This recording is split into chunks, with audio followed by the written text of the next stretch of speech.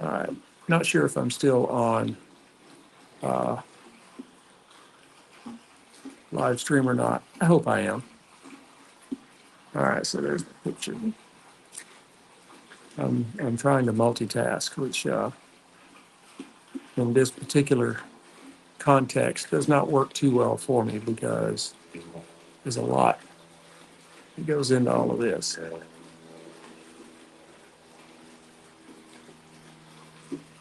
Going live.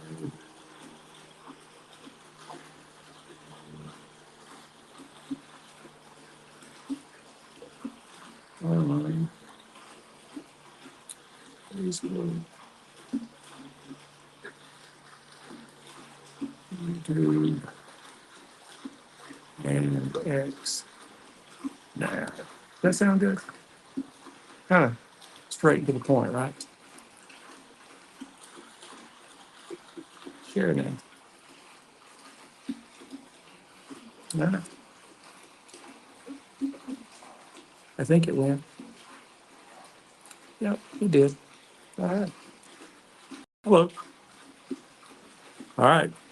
Let me get back to my notes. And we are ready to go.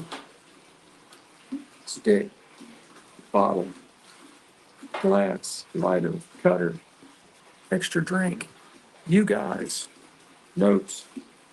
All right. So you won't hear anything, but I will. So hang on just one more second.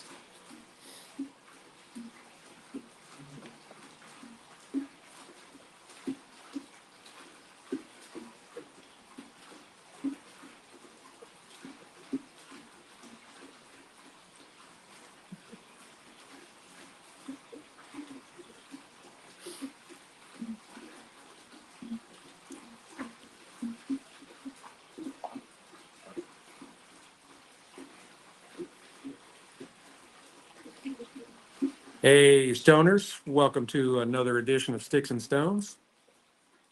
I'm your host, Brent Elrod. And everybody, uh, today I have a pairing that you do not want to miss.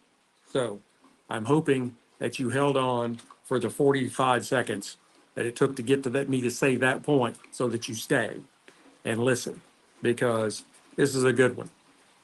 I am pairing Old Forester from the Whiskey Row series, 1910.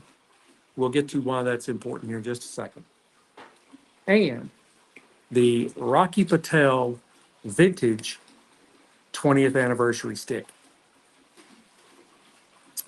Now, this is definitely for those who appreciate the finer things in life. Both products exude a sophistication and an elegance that makes them the perfect combination and ripe for a luxurious evening of indulgence. Well, I'm getting all wordy on us, aren't I? Now, for those that are not familiar with Old Forester, I've seen it around, didn't really know a lot about it, but then I decided I needed to branch out over and see what this is all about. So I learned a lot of things. They have a history going back about 150 years, so they've been around a while. Now, this expression, I'll hold it up here again for those of you on the live stream. The 1910, as I said, it's part of the Whiskey Row series, and it is significant. Old Forester 1910 is a bourbon that pays homage to the brand's history, specifically the year 1910. In that year, fire destroyed the distillery. They lost everything. To continue production, they moved their operation to another facility owned by Brown Forman. There, they used, like I said, they lost everything. And there, they used barrels that had been previously used to age other spirits for their aging process. So this is kind of unique, or this unique kind of process resulted in a bourbon that is rich in flavors and complexity, and that sets it apart. from other whiskeys on the market. Now, this is a straight bourbon, as I said, Brown Foreman. It comes from the Shively Distillery, and this has been out since October 2018 or so. It is 93 proof, so 41.5% alcohol by volume. If my really bad math are right, I will hold that up even a little closer so you can see that label. The label is very, this whole Whiskey Row series, the very, the, no, not 40, not 41, 46.5. I told you my math was a little, I thought it was a little off there. It didn't sound right. Anyway, uh, it, the label is distinctive because it does look like what you would see on a label from the early 1900s, and that's kind of indicative of this whole Whiskey Row series. Um, Now, it is a non-age statement whiskey, but it is a mash bill of 72% corn, so it should be on the sweet side, 18% rye, so it should have a little bit of spice to it, and 10% malted barley. Let's go ahead and glass some of this up. It's a cork, not a screw on. You know what's coming. Wonderful.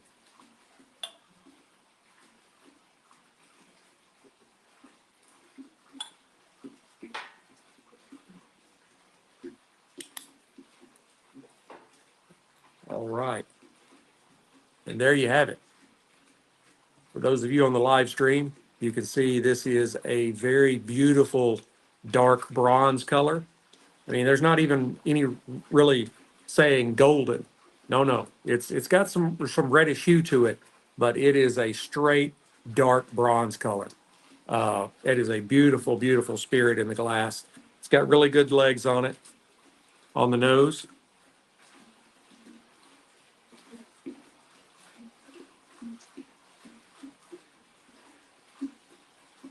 I get some really good hints of oak and caramel, some vanilla, and then I also get what could be best described as the kitchen when a cake is being baked. Kind of that sweet, uh, warm baking goodness kind of aroma in the air. It's coming off the glass. And then I also get a hint of nuts, but they are more of the richer, oilier nuts, like a walnut or a pecan, not like a roasted peanut or something like that. Um, it's got a really good nose on it. Let's go ahead and try the palate.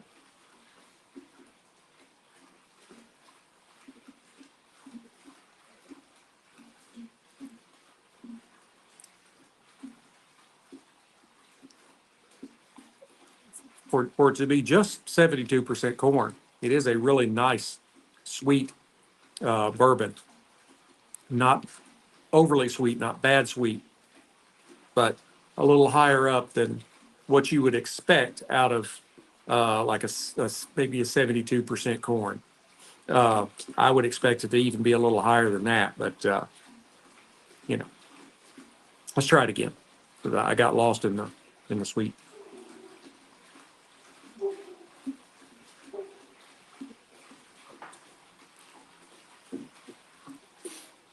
Now the sweet is like sorry, it's warmer here today in Texas, but it's still a little cool. So sorry, sorry for the sniffing. Shouldn't be doing that on camera. Um, you get something along the lines of a like melted or cooking caramel, and then you get some vanillas. I taste a little blackberry, maybe even some of the other like a black raspberry kind of thing, kind of the darker ones. Um, some toasted marshmallow, really good, and it's rounded out with copious amounts of oak.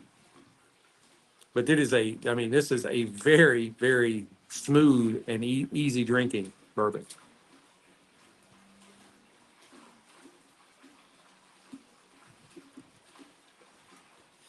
And you are getting there's no ethanol in the nose. There's no alcohol burn on the palate. It is just a very smooth drinking bourbon. I can see why this is one of the ones that's a little harder to come by.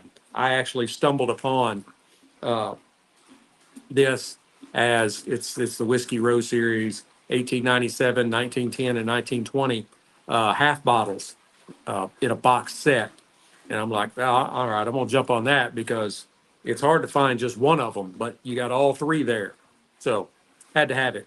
Now, the finish is still kind of hanging on there. So it's got a little bit longer finish to it. You get some really good solid oak up front with then tinges of that same vanilla and caramel kind of mixture after the oak kind of fades away. So I still got a little bit of sweet on my tongue. Uh, that's really good. I really good.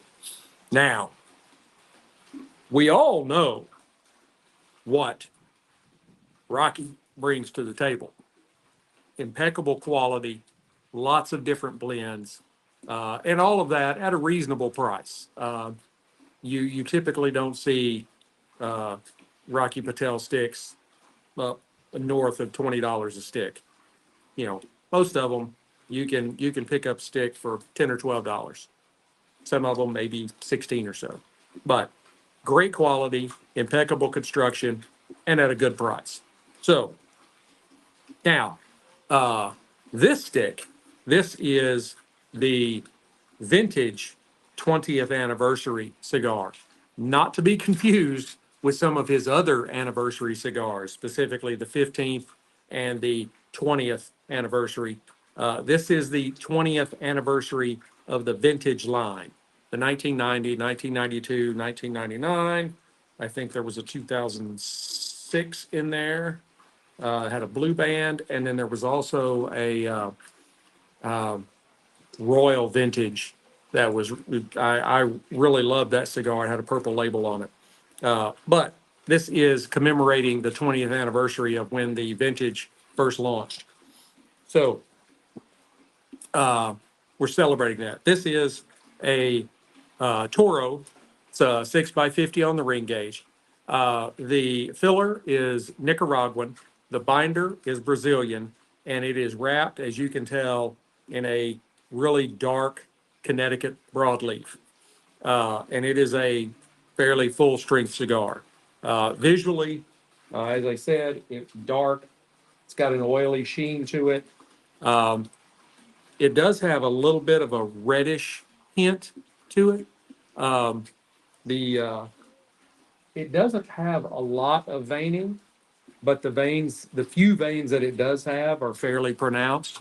It has very tight seams, but they are visible. You can follow them all the way up like a barber pole. And then it has a large triple cap. Now, on the nose,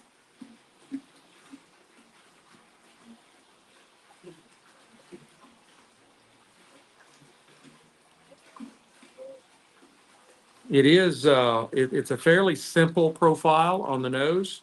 We'll go ahead and work on the band here.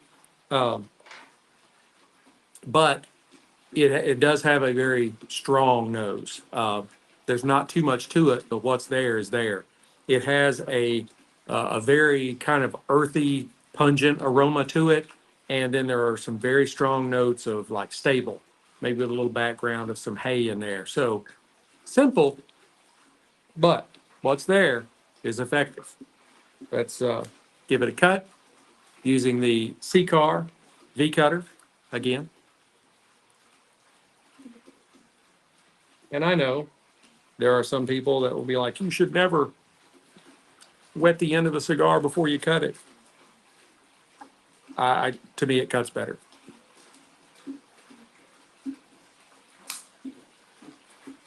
And if I'm going to spend a lot on a cigar, I don't want it to like come apart when I cut it, you know? All right, cold draw. There was a there was a nice blast of spice there right off the bat that I was not expecting. Excuse me.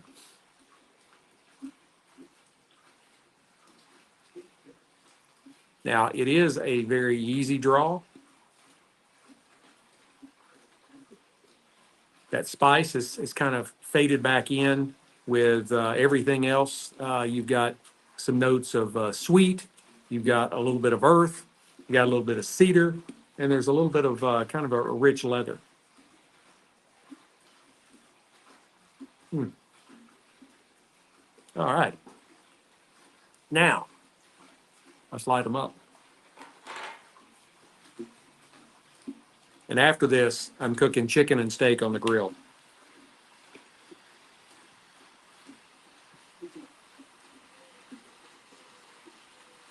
Chicken for Mrs. Sticks-n-Stonez and for the girls, and a nice honking ribeye for me.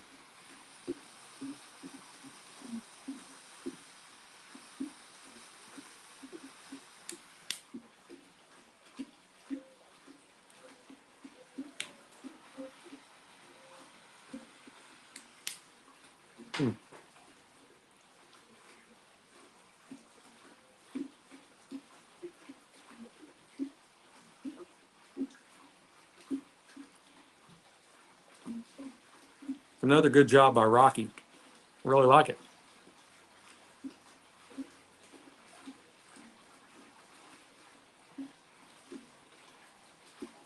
We're gonna see how it goes. It's definitely not a smoke monster. Uh, I'd like it to have a little more smoke. It did on the first couple of draws there, but then the next two or three, not so much.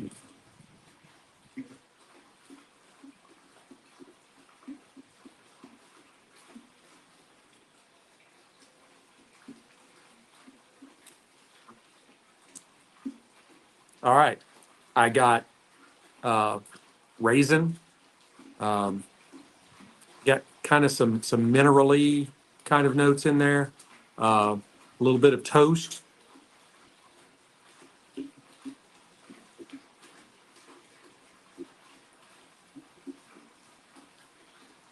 Some baking spices, something along the lines of cinnamon, cloves, maybe even some nutmeg.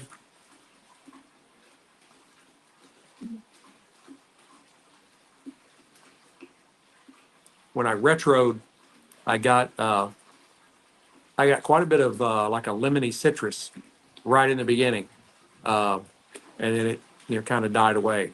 But then there was a little bit of spice and maybe a maybe a little bit of that toasty kind of note in there. All right, let's try them together. Fooled around long enough.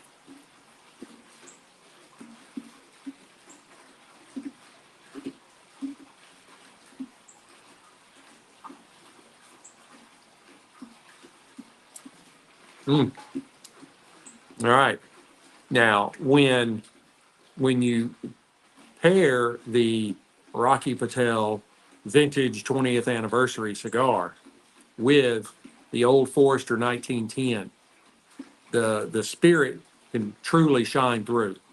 Um, the cigar gives you some great aged tobacco leaves from Nicaragua in the filler, and then it's wrapped up in a Brazilian binder, and then you have that wonderful Connecticut broadleaf on the outside in your wrapper, and it gives you just this great, smooth yet robust uh, flavor profile that really complements the bourbon perfectly.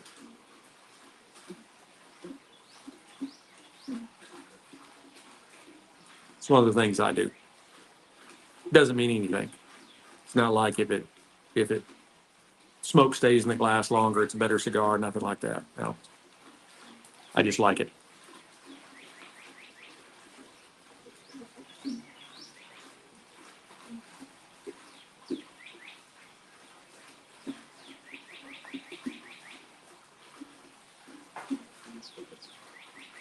Now, the notes of oak and caramel and spice in the 1910, they are really enhanced by the earthy undertones and leather notes that you get in the cigar, and it just creates this great kind of harmonious blend of flavor.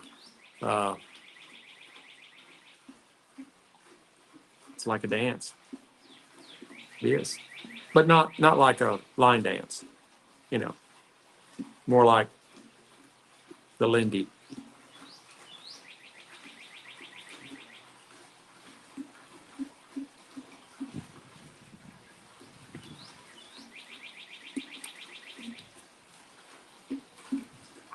Little wavy, not bad. We're gonna be watching it though.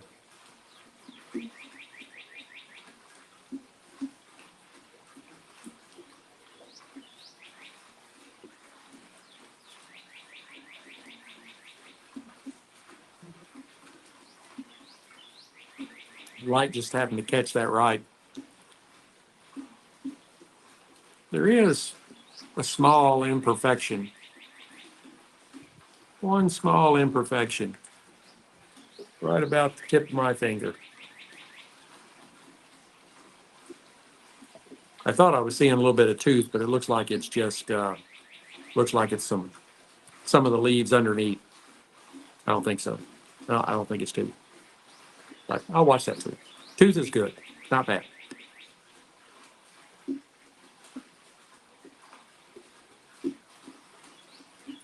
And I'll tell you, the cigar, it's kind of a full flavored cigar, and like I said, it's got some really kind of robust flavors to it, but it's not overpowering at all. And there's not much of a finish. Not much of a finish at all.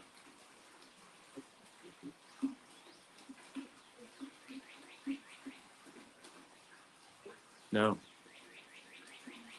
which is good because if you're smoking and drinking, it does allow you to not only enjoy them together, but you're also able to kind of concentrate on the individual. So,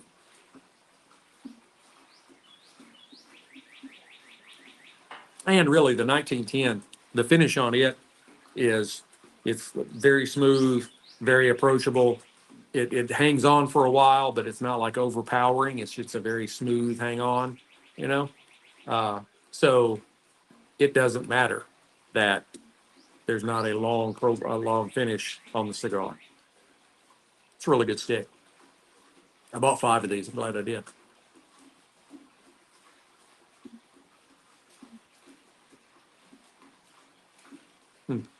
But I will say, now my dip keeps getting just a little bigger, a little bigger. It's going to take off points if it canoes on me. Wavy's okay. Canoe, not so much. All right. I'm going to go ahead and tell the folks on the audio that I will burn this down to the band and be back about the halfway mark to get. I'm not going to burn it down to the band. I'm going to burn it to the halfway mark, and then I'll come back and give you an update. You folks, you get the pleasure of my company a little longer.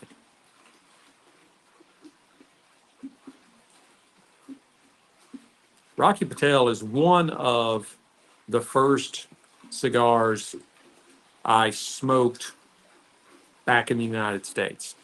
I was deployed in 2004. That's where I kind of got into cigars. And of course, over there, you could buy Cubans, not real Cubans, Cuban cigars. Uh, and were they real Cubans? Said it was on the outside.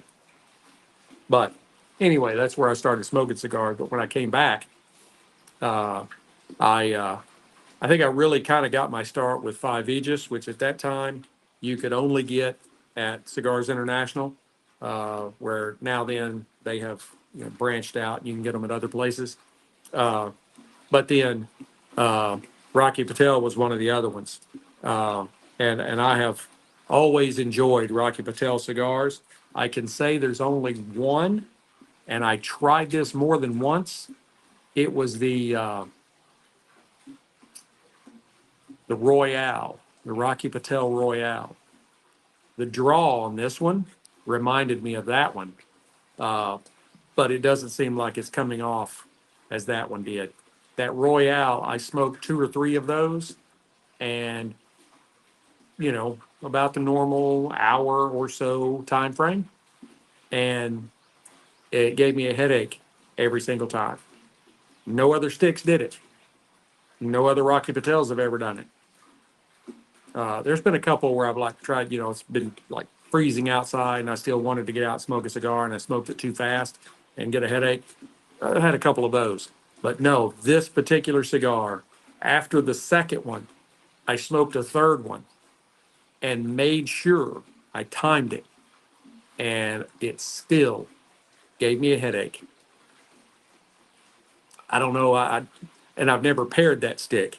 So I need to do some digging into that stick. Now that I brought it up, I'm gonna have to do that. I'm gonna have to dig into that stick and see exactly what that stick's made of.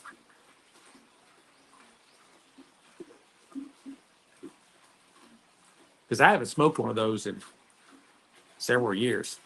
It's exactly because of that. All right.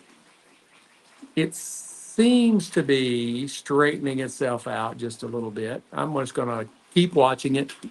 Not gonna try and touch it up unless it really gets off kilter. See if it fixes itself. But you can also notice and some very, very nice stacks of kind of on the lighter whitish side of gray ash. This is a wonderful cigar. I think this has to be one of his best. It's not better than the 60, not better than the 60, but it's right on up there.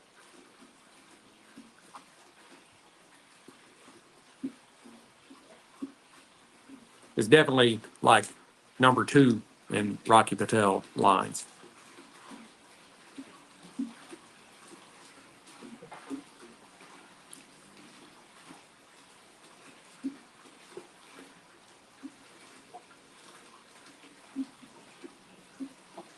And they're going together just wonderfully. Um, you've kind of got you've got some sweet in the bourbon. It has the 72% corn in the mash bill, uh, and then you've got some kind of like raisins and baking spices in the stick.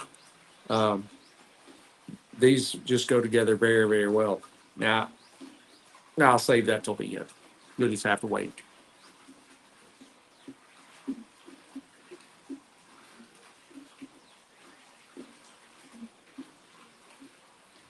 Now this is live streaming, so it's Sunday afternoon. Any of you that happened to catch up on me yesterday when I was just giddy with excitement over pairing Blanton's single barrel that Mrs. Sticks-n-Stonez got for my birthday. Uh, and So this is a twofer, Saturday back to back with Sunday. Uh, so y'all are really getting a treat, and you really are, and some great pairings. I mean, if y'all missed the one yesterday, you need to go find that and watch it. It's on YouTube. Sticks-n-Stonez, STICKS-N-STONEZ. That's my handle.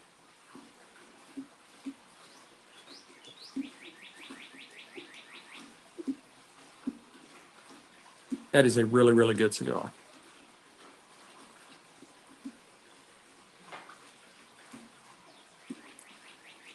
And while we're just sitting here, you see it, uh, it is almost straightened itself completely back out.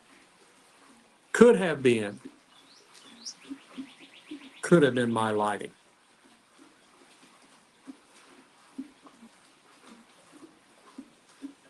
Ash still holding really well. So as is per usual with Rocky Patel.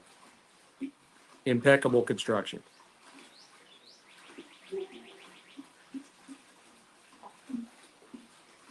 And as I said in the beginning, Rocky is known for having lots and lots of blends.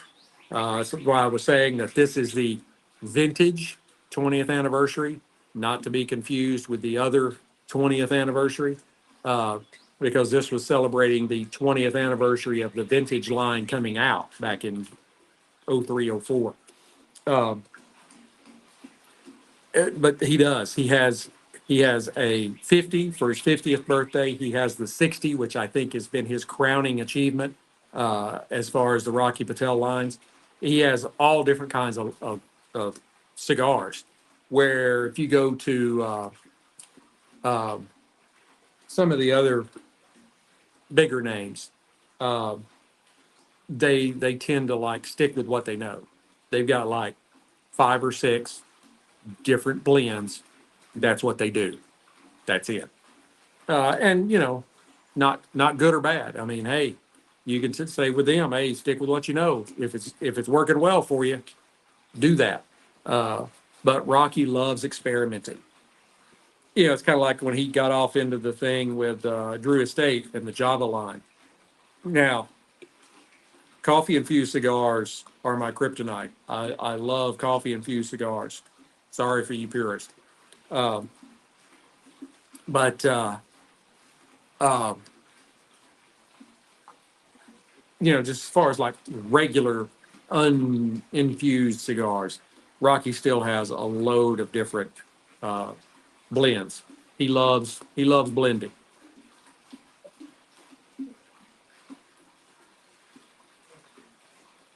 And this, I mean, honestly, it's it's part of the vintage line. It may be one of the best vintage line cigars that he's put out. I can't remember what the year is on it. Maybe 2006, 2009, something like that. Um, but it's a purple band. That one was really good too. Really good. I haven't had those in a while. I need to get those. Do a pairing on one of those.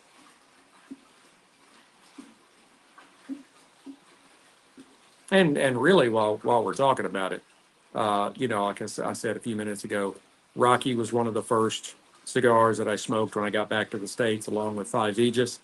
Five Aegis has got some pretty good cigars too. Uh, and I have yet to blend or yet to pair any of those. Yeah, I'd love to hook up with a cigar company and blend my own cigar.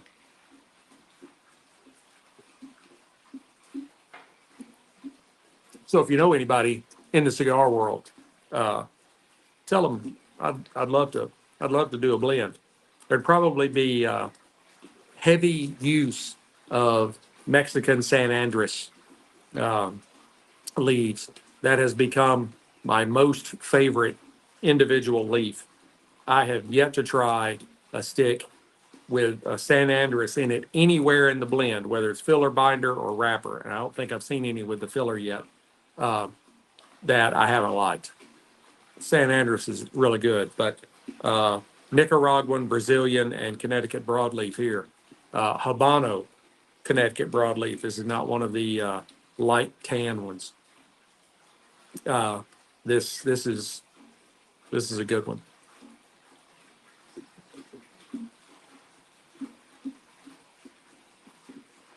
Um, I'll just reiterate on the stick, we've got raisin, kind of some minerally notes, a little toast, a little leather, uh, some baking spices along the lines of cinnamon and cloves, maybe some nutmeg, that kind of thing.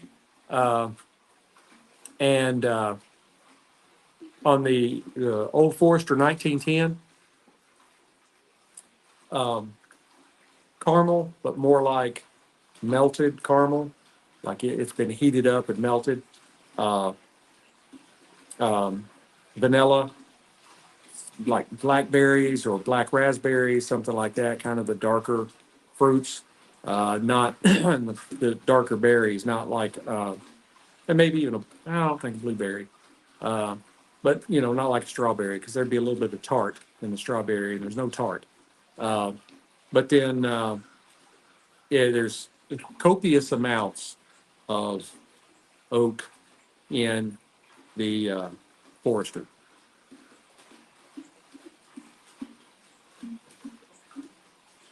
Well, I'm not going to hold you all like I did yesterday, hold you captive for over an hour. I want to go ahead and let you have part of your day back because I know you are just hanging on every word. Uh, but you're going to have to wait and see. Listen to the audio. It'll probably drop now. The uh, Blantons from yesterday will drop tomorrow or Wednesday. And this one will drop the next week. So, sticks dry, stones cold. Have a great day.